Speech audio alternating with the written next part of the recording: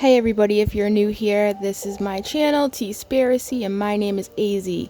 Make sure you hit that subscribe button if you haven't already. Today, I want to talk a little bit about Josh Duggar.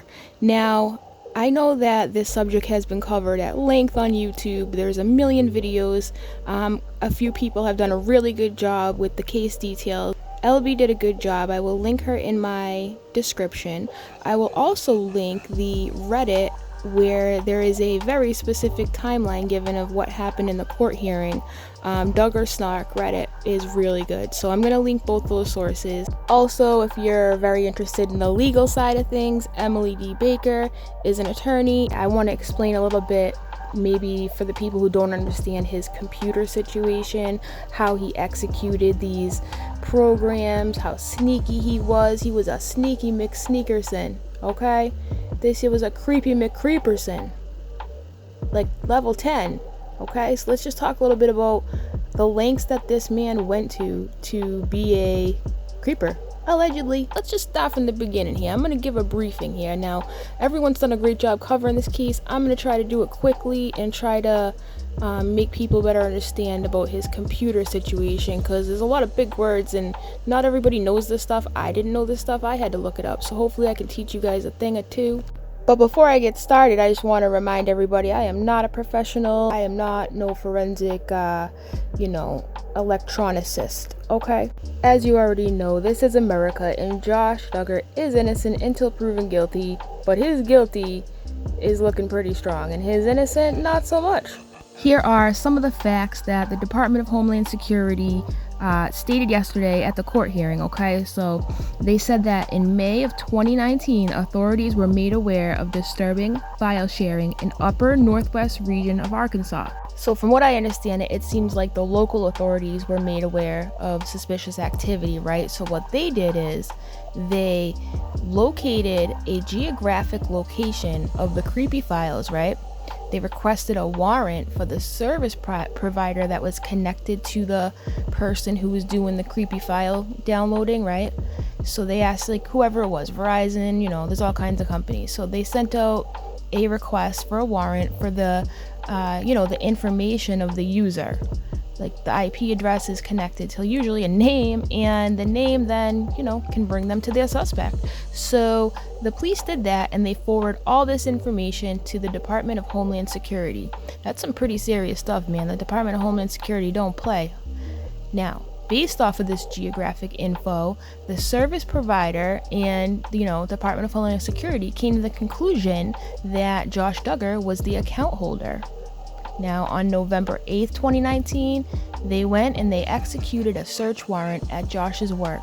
Now, the officer said although Josh wasn't under arrest at the time, he was very, very closely watched because, first of all, when the police rolled up, they weren't like, hey, we're here to look for child P images, you know what I mean? That's what we're here for. No, they didn't do that. They didn't give any inclination of why they were there, what they were doing. They said that we have to, basically take your electronic devices.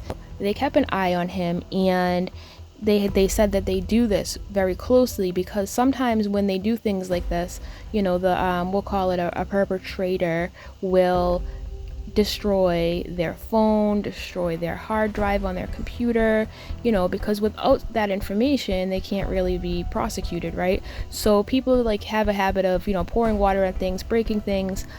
So they wouldn't let Josh, walk away. They took his phone out of his hand, I guess. They were like, yo, give me this phone. You're not going nowhere.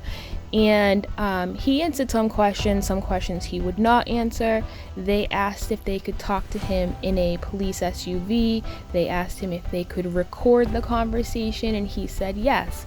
So he sat in the passenger side, right? And then the officer sat in the driver's side, and I guess there was other officers in the back. And they get in, right? Tell me this ain't one of the world's dumbest criminal moves. He looks at them, Duggar looks at them, and he's like, yo, and he didn't say yo. He's like, yo, did somebody download child P? And they are just like, they were probably in their heads like, bro, you probably should just shut up. Or maybe you should just keep talking because you're making this too easy. So that was the first thing he said. The first thing he said when he hopped in the whip, He was like, you tell me to download Child P? I can almost compare it to someone getting pulled over, right? Let's say you're smuggling and you have some questionable items in your vehicle, right? And you get pulled over and you roll your window down, you look at the cop and you're like, hey officer, do you think I'm holding weight in my trunk? Like, you think I have suspicious stuff in my car? Is that why? I mean, you don't think that's gonna raise a red flag? I mean, I know that officers, FBI, Homeland Security, that's the perfect kind of case, you know what I mean? Where you have somebody dumb enough to say some dumb stuff to make your job completely easier.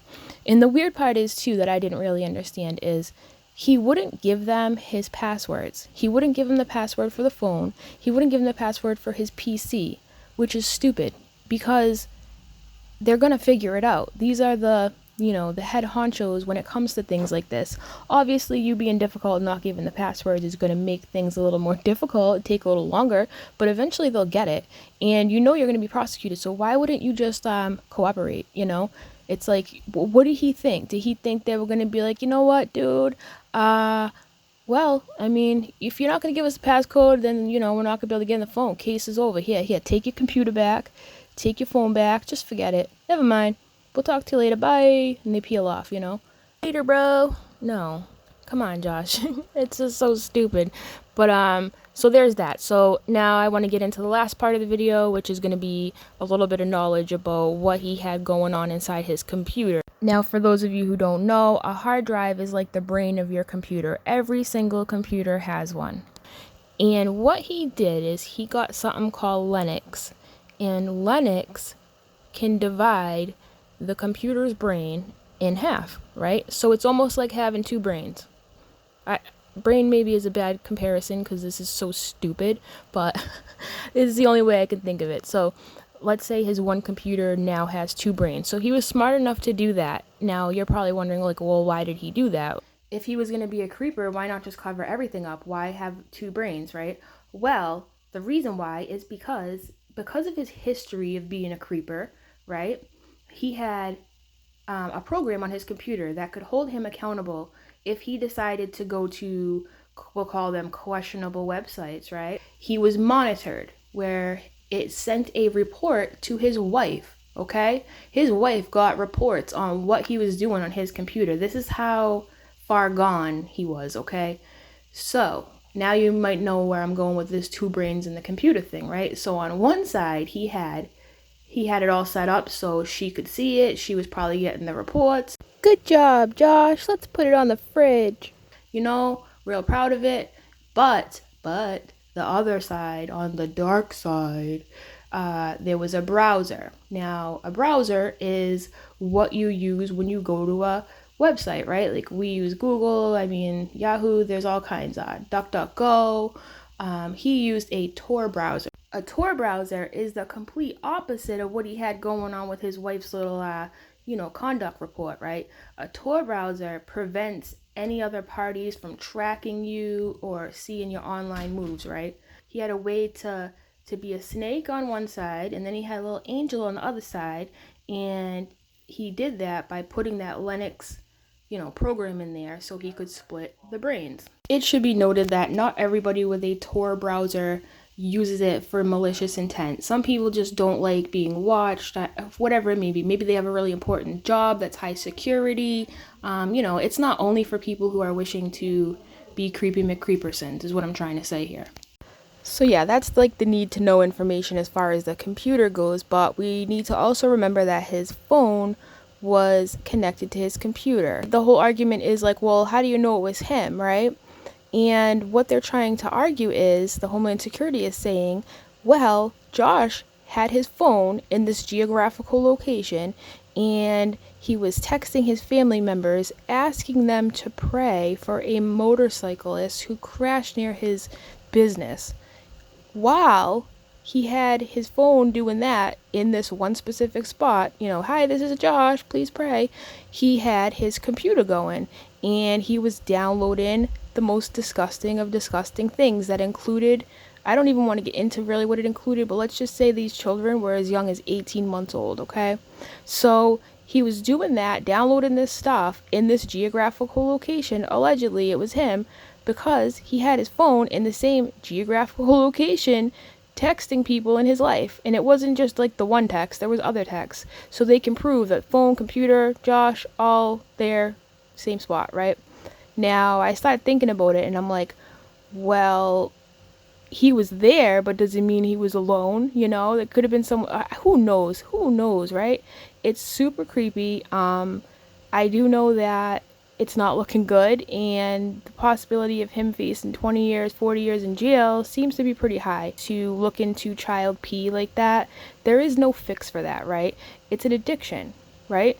And just like any other addiction, you need recovery. There is no recovery for people who do that. There is no, like, you know, detoxification, there's no maintenance meds, there's no like what do you do with someone like that? You can't you can't rewire their brain, you know what I mean? Like, it's very disturbing. There are some statistical reports out there about, you know, how they believe that it is a mental disorder, and like, yeah, you think, but come on. And the thing too with the Duggars, they're so into God and all this other stuff. Like, yo, I think God needs to sit this one out. That's all I'm gonna say about that, okay? But yeah, hopefully that explains to you guys a little bit better about what's going on. I know it's like a confusing thing when we start getting into a little technological side. I mean, there's more, but that's like the gist of it. There's no coming back from something like that, in my opinion. Alright, guys, so make sure you subscribe, hit the like, leave a comment, and remember, if you're gonna be an owner, don't be a sneak nasty owner, because sneak nasty owners are shady, shady palm trees.